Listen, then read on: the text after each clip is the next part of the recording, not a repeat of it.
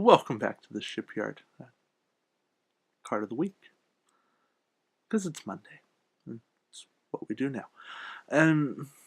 Projected Stasis Field.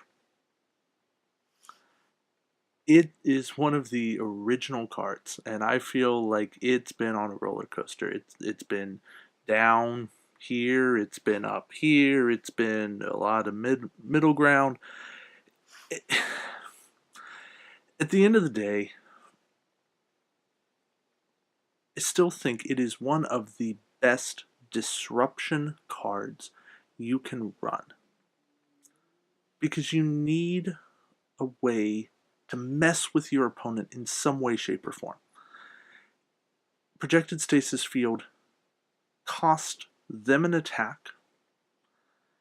It messes with their ability to survive. Basically cuts it in half.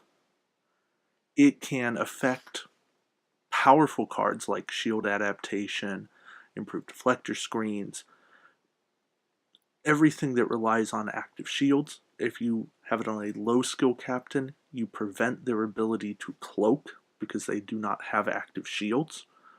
That's a big swing. And more than that, it's a psychological game. If you keep it face up, your opponent is wondering when you are going to use Projected Stasis Field. Yeah, the ideal moment is on that initial pass.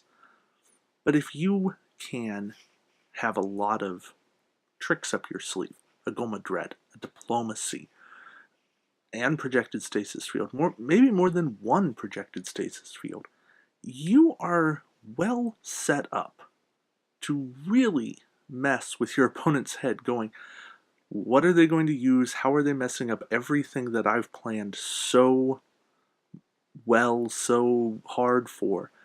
And if I do all of that, what's left? I don't have great answers. Now, of course, we talked last week with Aladar Jarok about how he disrupts some of that, but he only works once per round. And that means that you still get to pull off most of your tricks. Maybe not all of your tricks, but most of your tricks. And even then, he only works every other round. So as long as you survive, not always a guarantee, you're going to get to do what you want to do. The downside of Projected Stasis Field is that you are lowering your shields. You're making yourself more vulnerable to attack.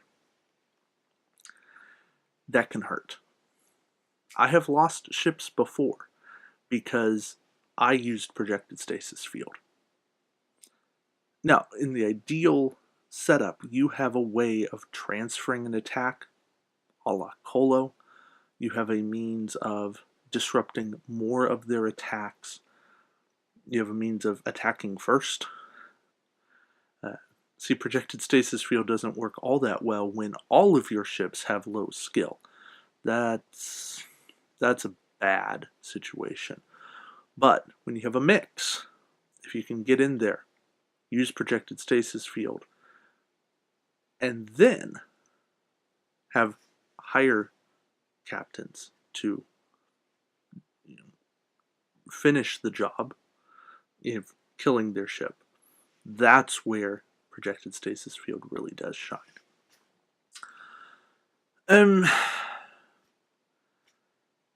It's a bit expensive, but I feel like it's justified because 5 points to lower all of a ship's shields and cause it to not attack, I'll take that. Now, the flip side of I get 2 less dice, I lose my shields, it basically makes my ship incapacitated for that round as well.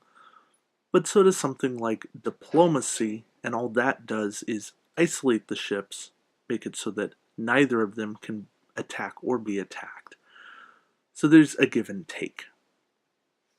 Still useful, don't get me wrong, still very, very useful. Lots of things come into play. And now with the rule of 3, it is the net change. So you can have boosts. You could even have 4 boost. The 2 negatives, now you're still getting a +2.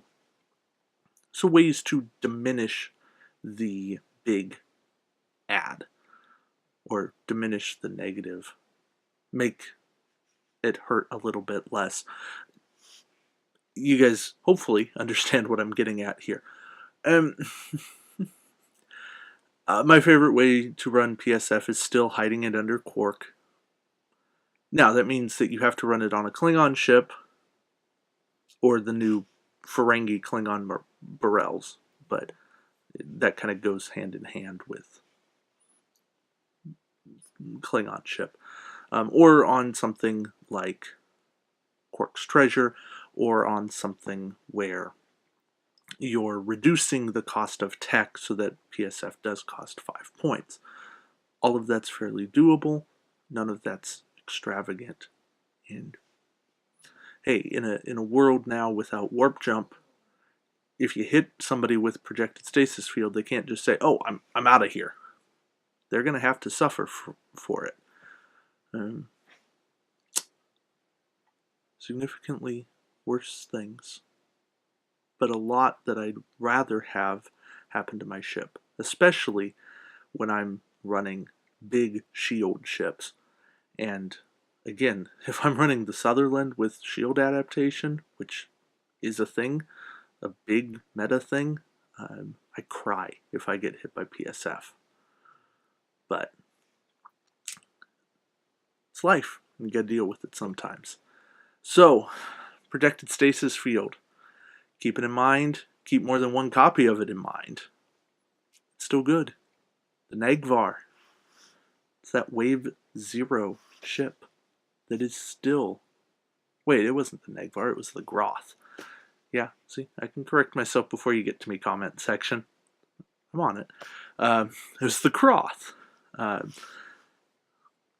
PSF, great card. Perfectly balanced. Very strong. But something that has counters and byplay and does not guarantee a kill by any means. I had a situation at regionals where my opponent used PSF on me, didn't kill my ship, and I shot back at him, and I only inflicted 2 out of 3 hull damage to his Burrell. And weirdest dice I've ever experienced. But again, it's life. It's things you live with. So, yeah.